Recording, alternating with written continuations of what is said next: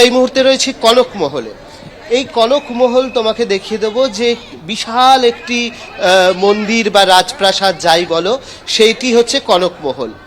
এখানকার যারা দায়িত্বে রয়েছেন তারা বলেন যে এটি একসময় কৈকেয়ীর রাজপ্রাসাদ ছিল, কিন্তু দেবী কৈকেয়ী, তিনি হচ্ছেন রানী কৈকেয়ী, তিনি কিন্তু রামচন্দ্রের সঙ্গে সীতা দেবীর বিবাহের পরে এই মহল তাদেরকে উপহার হিসেবে দিয়েছিলেন। অর্থাৎ তারা উপহার হিসেবে দিয়েছিলেন। একটা অদ্ভুত বিষয় এখানে বলা হয় যে কৈকেয়ী চেয়েছিলেন এবং সেই কারণে রামচন্দ্র বনবাসে গিয়েছিলেন। অনেকে ভাবেন যে কৈকেয়ীকে খারাপ হিসেবে দেখতে চান, কিন্তু এখানকার যারা তারা বলেন যে তিনি মোটেও খারাপ চাননি। আসলে কৈকেয়ীর ইচ্ছায় রামচন্দ্রকে যদি দশরথ বনবাসে না পাঠাতেন তাহলে রাবণ বধ হতো না। সুতরাং কৈকেয়ী রামচন্দ্রকে যে কতটা ভালোবাসতেন বোঝা যায় যে তার রাজপ্রাসাদ তিনি উপহার হিসেবে দিয়েছিলেন। তো এই রাজপ্রাসাদও সেজে উঠছে এবং এখানে আমরা বাইরেতে দেখেছি বড় স্ক্রিন লাগানো হয়েছে, যাতে হচ্ছে এই যে আগামীকালের যে প্রোগ্রাম রয়েছে সেগুলো দেখানোর ব্যবস্থা রয়েছে। কত মানুষ এই মুহূর্তে এখানে রয়েছে তুমি দেখতে পাচ্ছ যে এত মানুষ এসছেন, রাজস্থান থেকে কেউ এসছেন গুজরাট থেকে, বিভিন্ন জায়গা থেকে মানুষজন এখানে এসছেন এবং এসছেন এই যে রাজপ্রাসাদ রয়েছে, যে কনক ভবন যেটাকে বলা হচ্ছে, সেই কনক ভবন দেখার জন্য এই মুহূর্তে এসছে। একটু আগে আমরা দেখলাম যে কনক ভবনে আরতি হচ্ছিল এবং সেই আরতির কাজ এই মুহূর্তে সমাপ্ত হয়েছে।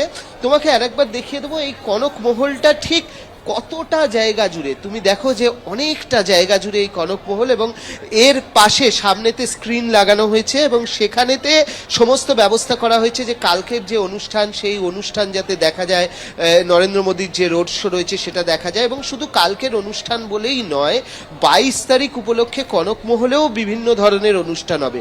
প্রত্যেকটা মন্দির বা রাজদরবার যেগুলোকে বলা হয়, সেই দশরথের রাজদরবার হোক বা এই কনক মহল হোক, সেখানে বিভিন্ন ধরনের অনুষ্ঠান হবে। তো এখানেও কিন্তু যেমনটা জানা যাচ্ছে এখানেও বেশ কিছু অনুষ্ঠানের কথা রয়েছে। बड़ा सुंदर महल बना रहा, 4 देव वाली बाला बना था। जब शादी होकर के किशोरी जी की आई तो किशोरी जी को देखा तो बड़ी सुंदर थी। किशोरी जी बोले महल मेरे रहने योग्य नहीं है, तो उन्होंने अपनी बहू को किशोरी जी को मुँह दिखाई में भेंट रूप में दे दिया था। तब से राम जी सीता जी का रहने का महल है। यहाँ सीता राम जी 3 रूप में विराजमान रहते हैं। मैं शब्दों में बयान नहीं कर सकता हूँ अयोध्या को। आज अयोध्या ऐसे सज रही है जैसे हम लोग कहते हैं कि मृत्यु के बाद में हमें बैकुंठ प्राप्त होता है, तो अयोध्या में आके ऐसे लग रहा है जैसे हम लोग बैकुंठ में आ गए हैं।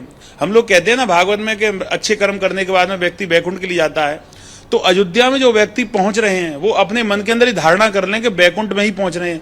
अयोध्या को ऐसे सजा दिया है जैसे, अब लोग बाग छोटे शब्दों में कहते हैं कि दुल्हन को सजाते हैं, वो तो तुच्छ बात है, लेकिन अब उसकी कल्पना मैं नहीं कर सकता हूं कि जैसे अयोध्या सजी है ना, तो जो 22 जनवरी को है वो भव्य दीपावली बनने वाली है हमारे, क्योंकि भक्तों का बनवास था वो 500 वर्ष से चल रहा था।